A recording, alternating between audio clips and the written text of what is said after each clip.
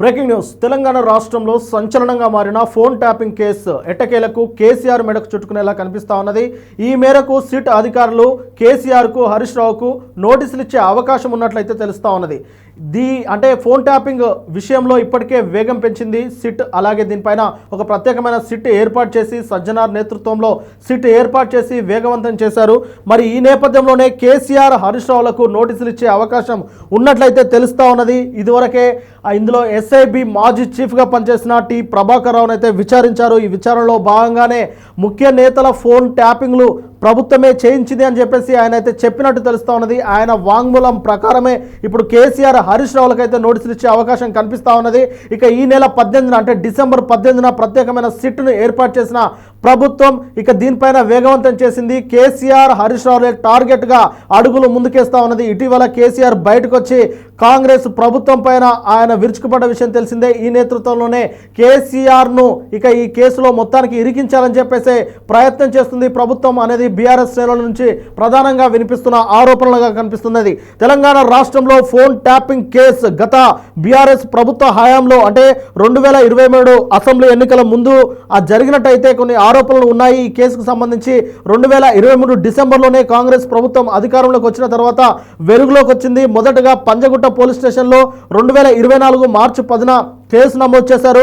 ఆ తర్వాత special intelligence bureau SIB అధికారులు అక్రమంగా రాజకీయ నాయకుల, వ్యాపారవేత్తల, అలాగే జర్నలిస్టులను, సెలబ్రిటీల, న్యాయమూర్తులకు తదితర ఫోన్లను ట్యాప్ చేసినట్లు ఆరోపణలు ఉన్నాయి.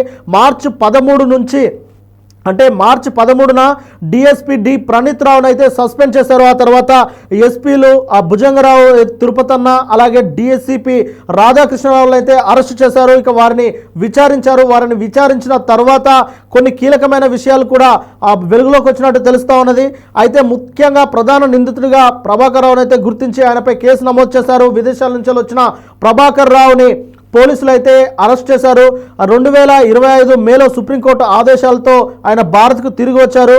అలాగే 2025 డిసెంబర్ 11న సుప్రీంకోర్టు సరెండర్ అవ్వాలని ఆదేశించింది. డిసెంబర్ 12న ఆయన సరెండర్ అయ్యారు. అలాగే డిసెంబర్ 19న సుప్రీంకోర్టు పోలీస్ కస్టడీని డిసెంబర్ 25 వరకు ఆయనకు పొడిగించింది. డిసెంబర్ 26న ఆయన విడుదల చేయాలని చెప్పేసి కోర్టు అయితే ఉత్తర్వులు జారీ చేసింది.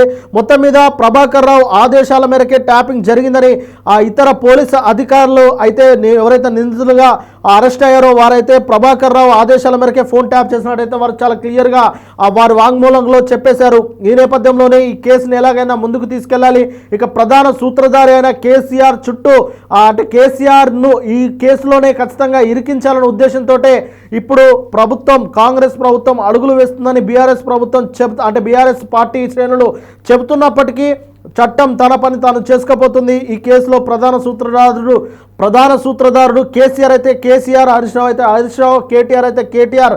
ఎవరు ప్రధాన సూత్రధారు అయితే ఆయన ఖచ్చితంగా ఉచ్చు బిగుస్తుందని చెప్పేసి కాంగ్రెస్ అధికారులు అయితే కాంగ్రెస్ ప్రభుత్వం అయితే చెబుతా ఉన్నది. అలాగే అధికారులు కూడా వేగవంతంగా ఈ కార్యక్రమాన్ని అయితే ముందుకు తీసుకెళ్తా ఉన్నారు. ఈ నేపథ్యంలోనే డిసెంబర్ 18న తెలంగాణ ప్రభుత్వం కొత్త స్పెషల్ ఇన్వెస్టిగేటివ్ టీమ్ సిట్ను ఏర్పాటు చేసింది. అది సిపి సజ్జనార్ నేతృత్వంలో 10 మంది సభ్యులతో ఈ సిట్ను అయితే ఏర్పాటు చేసింది. ముఖ్యంగా ఈ సిట్లో సిట్ ఏర్పాటు చేసిన మరుసటి రోజే ప్రభాకర్ రావును అయితే ఆ కమాండ్ సెంటర్లో విచారించారు సజ్జనార్ గారు. ఆ తర్వాత డిసెంబర్ 22, 23 ఈ తేదీల్లోనే ఖచ్చితంగా దీనిపైన వేగవంతంగా ముందుకు వెళ్ళాలని చెప్పేసి అయితే సిట్ భావిస్తున్నట్టు తెలుస్తూ ఉన్నది. ఈ నేపథ్యంలోనే ప్రధాన ఆరోపణలు ఎదుర్కొంటున్న మొదటి నుంచి ఫోన్ ట్యాపింగ్ వ్యవహారం వెలుగులోకి వచ్చిన మొదటి నుంచి ప్రధానంగా ఆరోపణలు ఎదుర్కొంటున్న మాజీ ముఖ్యమంత్రి కేసీఆర్కు ఇక నోటీసులు ఇచ్చే అవకాశం ఉంటుంది అనేది చాలా క్లియర్గా తెలుస్తూ ఉన్నది.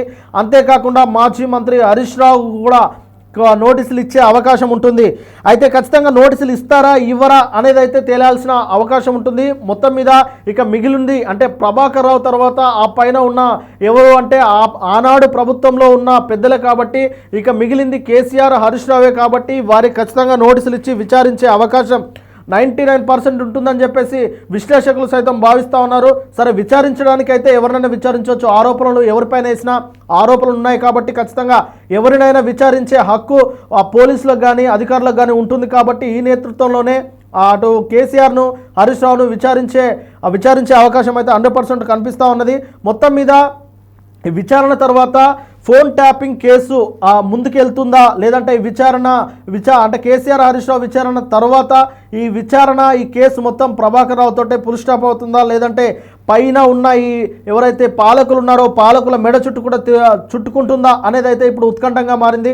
గతంలో కాంగ్రెస్ ప్రభుత్వం ఏర్పాటు అయిన తర్వాత అటు కాళేశ్వరం ప్రాజెక్టు పైన కూడా కమిషన్ వేసి హరీష్ రావును అలాగే కేసీఆర్ను విచారించిన విషయం తెలిసిందే. విచారించిన తర్వాత ఆ నివేదికను సిబిఐ కూడా అప్పగించారు. మరి ఇప్పుడు ఈ ఫోన్ ట్యాపింగ్ వ్యవహారంలో వీరిని విచారించిన తర్వాత ఏంటి పరిస్థితులు, పరిణామాలు ఏంటి, తెలంగాణ రాష్ట్రంలో ఏం జరగబోతుంది అనేది చాలా ఉత్కంఠంగా మారింది. చూడాలి మరి ఈరోజు లేదా రేపు ఖచ్చితంగా కేసీఆర్ హరీష్ రావులకు నోటీసులు వెళ్ళే అవకాశం అయితే కనిపిస్తూ ఉన్నది. మరి వారు విచారణలో హాజరైన తర్వాత ఈ కేసు ఎలా పరిణితి చెందుతుంది, ఎలా పరిణామం చెందుతుంది అనేది అయితే వేచి చూడాలి. ఏది ఏమైనప్పటికీ కేసీఆర్ను అయితే విచారించాలి, అలాగే హరీష్ రావును విచారించాలని చెప్పేసి కాంగ్రెస్ నాయకులు కూడా మొదటి నుంచే చెప్తా ఉన్నారు. ఎందుకంటే తమ ప్రైవేసీకి భంగం కలిగించేలా వారు వ్యవహరించారు కాబట్టి ఖచ్చితంగా వారిని విచారించాల్సిందని చెప్పేసి అయితే కాంగ్రెస్ పెద్దలు, కాంగ్రెస్ శ్రేణులు కూడా మొదటి నుంచి చెప్తా ఉన్నారు. ఎట్టకేలకు కేసీఆర్ను హరీష్ రావును అయితే విచారించే ఆ టైం అయితే దగ్గర పడిందని కూడా వారు అంటున్నా ఉన్నారు. చూడాలి మరి కేసీఆర్ హరీష్ రావును విచారించిన తర్వాత కేసు పురోగతి ఏంటి అనేది.